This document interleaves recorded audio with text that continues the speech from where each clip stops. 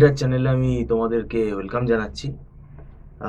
আজকে আমরা যে বিষয়টা নিয়ে আলোচনা করব একটা প্রাসঙ্গিক বিষয়, যে আমাদের এখানে ইনস্টিটিউটে যেহেতু বিভিন্ন প্রফেশনাল কোর্স করানো হয়, ইঞ্জিনিয়ারিং ম্যানেজমেন্টের বিভিন্ন অনলাইন টিউশন যেহেতু প্রোভাইড করা হয়, তো যে সমস্ত স্টুডেন্টের সাথে এখানে ইন্টারাক্ট করা হয়, মানে ইন্টারাক্ট করি আমরা ফ্যাকাল্টিরা, তো এগুলো সব কেরিয়ার ওরিয়েন্টেড কোর্স।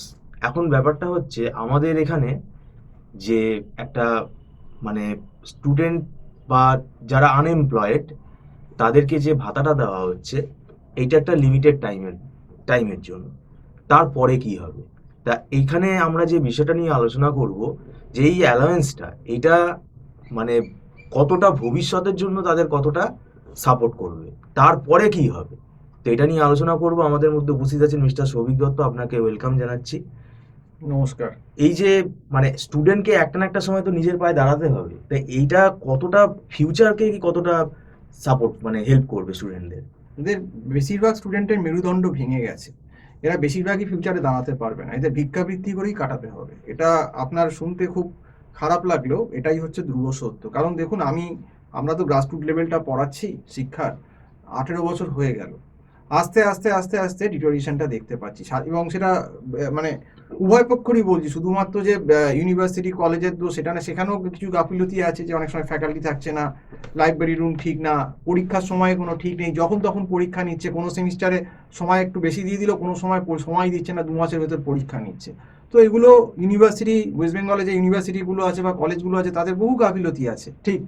কিন্তু তার সঙ্গে যেটা আমরা দেখতে পাচ্ছি, যেটা পার্সোনালি আমরা ফিল করছি, এখন 10 জন স্টুডেন্টের ভেতরই, সে ম্যাকআউট ইউনিভার্সিটি হোক বা যেই হোক, বা আমরা যেহেতু টেকনিক্যাল কোর্সগুলো বেশি পড়াই, ম্যানেজমেন্ট, আমরা ম্যাকআউটের স্টুডেন্ট আমাদের বেশি পড়ে, সেক্ষেত্রে দেখবেন ম্যাকআউটের 10 জন স্টুডেন্টের ভেতর হয়তো 7জনই এরকম, 7জন কি 8জন, হয়তো 2জন সিরিয়াস।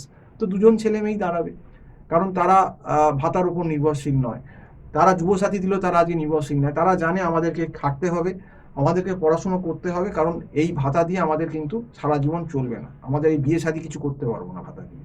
কিন্তু যারা ধরুন পড়াশুনো করছে না, এই যে 7জন 8জন স্টুডেন্ট, যারা বাকি 10জনের ভেতর যারা 7জন, 70% 80% স্টুডেন্ট আছে যারা পড়তে চায় না বেশিরভাগ ক্ষেত্রে, এবং যারা ওই সাপ্লি পায় বা কোনো রকমে পাস করে বেরোয়, এরকম যাদের অবস্থা, তো এরকম স্টুডেন্টদের কাছে এই ভাতা প্রকল্প একটা একদম সেই, মানে কি বলবো, একটা পড়ে পানা 14 আনার মতো ব্যাপার। মানে ঠিক আছে, অসুবিধে নেই, পড়াশুনো করার তো আর কোনো দরকার নেই, ভাতা এসে গেছে, ভাতার ফর্ম লেখা, অনেকেই লেখাচ্ছেন।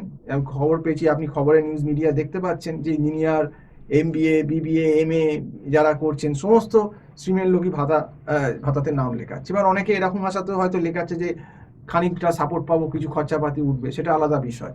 কিন্তু যেটা আপনি বললেন প্রথমেই, যে যদি ভবিষ্যৎ গড়তে হয়, তাহলে কিন্তু এই ভাতা দিয়ে আপনার চলবে না, কারণ ভাতা আপনাকে কত বছর সাপোর্ট করবে?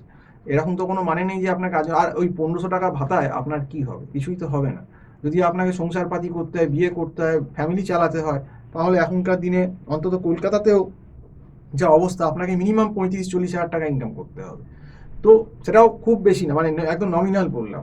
তো সেটা করতে গেলেও সে যে কোর্সই পড়ুক না কেন, ম্যাকআউটে MBA পড়ুক, BBA পড়ুক, BCA MCA BTech, যা যা ম্যানেজমেন্ট IT এবং ইঞ্জিনিয়ারিংয়ের কোর্স আছে, সেক্ষেত্রে যদি ছেলেমেয়েরা নিজেরা সিরিয়াস না হয়, এবং তারা যদি প্রথম থেকে ফার্স্ট ডে থেকে পড়াশুনো না করে, এই যেমন দেখছেন যে সব আপনাদের আমাকে ফোন করে পরীক্ষার 15-20 দিন আগে, কিছুই সিলেবাস তারা জানে না, কিছুই পড়াশুনো করেনি, নিজেরাও চেষ্টা করেনি, ঠিক আছে মানলাম কলেজ পড়ালো না, তুমি কি করলে, তুমি তো কিছুটা চেষ্টা করতে পারতে, সেটাও কিন্তু অনেকেই করে না, বেশিরভাগ। তো এইসব স্টুডেন্টদের জন্য কিন্তু এদের ভাতাই কিন্তু ভবিষ্যৎ। এবং আমি আবারও বলছি, যতই সরকার বিরোধী মনোভাব থাক পশ্চিমবঙ্গে, অনেকেই যেহেতু এই আমাদের এই সরকার, তৃণমূল সরকার বহু বছর, প্রায় 15 বছর হয়ে গেল এখানে এসেছে, বাট ন্যাচারাল, আমরা CPM এর সময় দেখেছিলাম যে যখন 34 বছর একটা সরকার ছিল, তখন লোকে বীতশ্রদ্ধ হয়ে গেছিল যে না, একে বদলাতে হবে, পাল্টাতে হবে।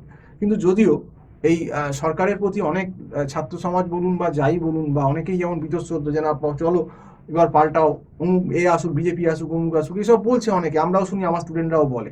কিন্তু আমি বলবো, আপনি জেনে রাখুন, এবারেও কিন্তু আমাদের যা প্রেডিকশন, দেখুন আমরা কোনো পার্টির লোক না, আমাদের CPMও খাওয়ায় না, তৃণমূলও খাওয়ায় না, বিজেপিও খাওয়ায় না, আমরা নিউট্রাল লোক, আমাদের ভোট কি এসে গেল, আমাদের কিচ্ছু এসে যায় না, আমরা সেলফ এমপ্লয়মেন্ট লোক, আমাদেরকে নিজেকে করে খেতে হয়, আপনিও পড়ান আমিও পড়ান, আমরা কোনো পার্টির সঙ্গে যুক্ত নেই। কিন্তু আমারও প্রেডিকশন, যে এবারে আবার টিএমসি আসবে। তার কারণটা কি, এই যে বললাম, এই দেখবেন বেশিরভাগ যে ছেলে মেয়ে, যতই এই ছাত্র সমাজ, এই যে আমার কমেন্ট বক্সেও লিখছে ছাত্ররা, দেখলাম যারা আমি চিনি না তাদেরকে, যে না বদল করুন, বিজেপিকে চাই, এবারে ঠিক জায়গায় ভোট দিন, যতই বলুক আমি কিন্তু বলছি, দেখবেন মুষ্টিমেয় সংখ্যক স্টুডেন্ট যারা পড়াশুনো বেশি একদমই করে না, এরাই কিন্তু আবার গিয়ে সরকারকে ভোট দেবে। কারণ এদের কাছে একটা অ্যাডিশন হচ্ছে এই যুবসাথী ভাতা, কারণ এরা এইভাবেই কিন্তু চলবে। এবং আজকে 10 জনের ভেতর জানবেন 3জন স্টুডেন্ট হয়তো খুব সিরিয়াস আছে যে না, আমাকে নিজেকে কেরিয়ার করতে হবে, আমি কোনোভাবেই সরকার হোক, অমুক হোক, তমুক হোক, এদের কথা ভাববো না, আমাকে খেটে করতে হবে। কিন্তু বাকি 7জন তো তা নয়। আমি তো দেখতে পাচ্ছি পড়াশোনা আমাদের যা ফোন করছে করছে, আমরা 10জনকে পড়িয়ে বুঝতে পারি কে কীরকম, আমাদের এত বছর ধরে পড়াচ্ছি। তো তারা বর্তমান সরকারকেই ভোট দেবে। কাজেই যতই বলুক যে আমরা বদলাবো, পাল্টাবো, আমার মনে হয় না এবারও পাল্টাতে পারবে বলে। তো এটা হয়ে গেল রাজনীতির কথা, কিন্তু রাজনীতির লোক আমরা নই, সেটা নিয়ে আলোচনা করবো না, করা উচিত না। কিন্তু তাও বলছি, এই যে ছাত্ররা যে আমাদেরকে কমেন্ট বক্সে লিখছেন যে পাল্টাতে হবে, বদলাতে হবে, মুখ করতে হবে, এটা তাদেরই কথা, আমার কথা না। কিন্তু সব থেকে বড় কথা হচ্ছে যে স্টুডেন্টরা কি নিজেদের বদলাতে পারছে? এই যারা ছাত্ররা, যারা পড়াশুনো করছে না, তা সরকার বদলে বা কী লাভ? সে সরকারে তৃণমূল থাকুক বা বিজেপি আসুক, তো তুমি যদি পড়াশুনো না করো, তৃণমূল আমলেও তুমি চাকরি পাবে না, তুমি বিজেপি আমলেও চাকরি পাবে না, তুমি সিপিএম আমলেও চাকরি পাবে না। কেন পাবে না? না, প্রাইভেট কর্পোরেট, আমরা যে সেগমেন্টটা নিয়ে করি সেটা তো এসএসসি নয়, আমরা করছি BTech, BCA, MCA, MBA, management, যেখানে প্রাইভেট চাকরি কর্পোরেট করে। তাহলে কর্পোরেটও তো এরকম 2 নম্বরই না, কর্পোরেট কিন্তু প্রাইভেট, সে সব সরকারের রেকমেন্ডেশন বুঝবে না, সে বিজেপি থাকুক, সিপিএম থাকুক, টিএমসি থাকুক, কিচ্ছু দেখবে না। সে কিন্তু জানতে চাইবে তোমার ভেতরে কি আছে, তোমার কি তুমি কোম্পানিকে কি ইনপুট দিতে পারছো, তোমার ইনপুট ক্যাপাসিটি কতটা। তুমি যেরকম ইনপুট ক্যাপাসিটি ইন্টারভিউতে 4-5 রাউন্ডে দিতে দেখাতে পারবে, ঠিক সেই তোমাকে সেই অনুযায়ী সিরিসি হবে, এবং তুমি যদি সেখানে কিছুই বলতে না পারো, তোমাকে কোম্পানি প্রথম সেকেন্ড রাউন্ডই পার করে দেবে। আর তুমি কোনো জায়গাতেই, তুমি এরকম 2-3টে কোম্পানি ঘুরবে, তুমি কোনো জায়গাতেই জব পাবে না, কারণ তোমার স্কিল নেই, তুমি সেই স্কিল তৈরি করতে পারো নি। তার জন্যে কিন্তু কোনো সরকারের ব্যাপার না, মানে টিএনসিরও ব্যাপার না, বিজেপিরও ব্যাপার না, সিপিএম ব্যাপার না, যে কংগ্রেস থাকলে মানে এটা, it is all about the student failure. এটা হচ্ছে ছাত্রর কিন্তু দোষ। আমি বলবো ইউনিভার্সিটি কলেজে যদি 20%, 30% দোষ হয়, 70% দোষ হচ্ছে ছাত্রদের, যে তারা কিন্তু প্রথম থেকে পড়াশোনা ঠিক করে করেনি, এবং তার জন্য কিন্তু তাদের বেশিরভাগই কিন্তু মূলত তারা দায়ী। এবং অনেকে ভুল স্ট্রিম চুজ করে নেয়, হয়তো ক্যাপাসিটি নেই, হয়তো ইঞ্জিনিয়ারিং পড়তে চলে গেল। এই যে আপনাকে বললাম যুবসাথীর লাইনে ইঞ্জিনিয়ার দাঁড়িয়ে, কেন দাঁড়িয়ে? এই যে আপনাকে বললাম আসল নকল কথাটা, এখন 60,000ও ইঞ্জিনিয়ার হচ্ছে। তো 60,000 ইঞ্জিনিয়ার মানে সে কি ইঞ্জিনিয়ার? তাকে একটা, আপনি এটা ইন্টিগ্রেশন বা একটা পাতি মিডিল টার্ম করতে দিন, আমি বলবো করতে পারবে না। আমি তো ইঞ্জিনিয়ার পড়িয়েছি, আমি দেখেছি ইঞ্জিনিয়ারদের কি অবস্থা। আজকে একটি মেয়ে এমবিএ করতে এসেছে, তাকে পড়াচ্ছি, পয়সার জন্য আমরা পড়াই, বলা যায় না সবসময় সব কথা, সত্যি কথা সবাইকে, তাকে বলি। তো তার তো এমনই অবস্থা, সে একটা ভ্যালু যদি আপনি সব পুট করে দিলেন, যে এক্সের যে ওয়াই ইজিক্যাল টু এত, এক্স প্লাস ধরুন 15, 15 ইন্টু এত, আপনি শুধু এক্সের ভ্যালুটা পুট করে যে ওয়াইয়ের ভ্যালুটা বার করবে, সেটা পারে না। সে মিডিল টার্ম করতে পারে না, সে ক্রস মাল্টিপ্লিকেশন করতে পারে না, যেগুলো 6, 7, 8-এ বেসিক হয়। তো ভাবুন তাহলে অবস্থা। তো এরকম ক্ষেত্রে তো সরকারের ব্যাপারটাও নয়, যে আপনি শুধু সরকারকে মানলাম যে সরকার না এসএসসির ক্ষেত্রে দুর্নীতি করেছে, এটা কোর্টে গেছে, এটা এসএসসি প্রাইমারিতে একটা চলছে, কেস চলছে, এই নিয়ে এখনো তদন্ত সাপেক্ষ তদন্ত চলছে। কিন্তু আমরা যে সেগমেন্টটাতে পড়াচ্ছি, এই পার্টিকুলার ইঞ্জিনিয়ারিং বলুন বা আপনার বিসিএ বলুন, এমসিএ বলুন, এমবিএ বলুন, বিবিএ, এখানে তো প্রাইভেট কর্পোরেট জব, এখানে তো আর কোনো ওই গভর্নমেন্টের বায়াসনেস ব্যাপারটা আসবে না, যে আমি টাকা নিয়ে একজনকে চাকরি দিয়ে দেবো, এখানে সেটা হবে না। কর্পোরেট নিজের ভালো বোঝে, সে বোঝে আমি যখন একটা মোটা মাইনে দিয়ে মাসে 30,000 টাকা দিয়ে একটা 25-30,000 টাকা দিয়ে একটা ছেলেকে হায়ার করবো, ছেলে বা মেয়েকে, সে তো নিজেরটা 100% সে বুঝে নেবে। সে কিন্তু ওইসব দেখবে না যে তুমি কি, তোমার কি আছে, তুমি কি আমাকে আউটপুটটা দিতে পারছো। তো সেটাই হচ্ছে ব্যাপার। কাজে আমি বললাম যে যারা পড়াশুনো করে না, যারা পড়াশুনো কোনোভাবেই করে না, এবং তারা শুধু কলেজ ইউনিভার্সিটির দোষ দেয়, কলেজ ইউনিভার্সিটি ডেফিনেটলি দোষ আছে, আমি বলছি না যে তারাও দোষ মুক্ত, কিন্তু তারা নিজেদের দিকটা দেখে না। এবং এরকম স্টুডেন্টের সংখ্যাই কিন্তু এখন ম্যাকআউট বলুন বা অন্য ইউনিভার্সিটিও বলুন, এই স্টুডেন্টের সংখ্যায় মুষ্টিমেয় বেশি, এবং এরাই কিন্তু ভবিষ্যতে ভালো চাকরি বাকরি পাবে না, এবং এদেরই কিন্তু ভবিষ্যৎ হবে কিন্তু আলটিমেটলি ভাতা। আমি কিন্তু এই ভিডিওতে সমস্ত স্টুডেন্টকে বলছি না, যারা সিরিয়াস, যারা ঠিক করে প্রথম থেকে পড়াশুনো করেছেন, যাদের বেস ভালো আছে, 100% আমি বলছি জব আছে, চাকরি আছে ভালো কর্পোরেটে, কিন্তু মুশকিল হচ্ছে ম্যান পাওয়ার কর্পোরেট পাচ্ছে না। মানে কর্পোরেট যে লেভেলের ম্যান পাওয়ারটা চাইছে তার স্ট্যান্ডার্ড অনুযায়ী, বরঞ্চ সেই রকম ম্যান পাওয়ারের এখানে অভাব আছে। চাকরি নেই সেটা ভুল কথা, চাকরি আছে অনেক, কিন্তু সেই তুলনায় প্রপার ম্যান পাওয়ারই তো আমারই একটি স্টুডেন্ট মহুল, সে তো এখান থেকে বসে বসে অনলাইনে কাজ করে অস্ট্রেলিয়ান কোম্পানিতে হাইল্যান্ডে। আর এখন ডেমোগ্রাফিকের মধ্যে দাঁড়িয়ে নেই নাই ব্যাপারটা। এখন অনলাইনে কাজ করছে, ফাইন্যান্সের কাজ হচ্ছে অনলাইনে, অস্ট্রেলিয়ান কানাডা কোম্পানিতে কাজ করছে।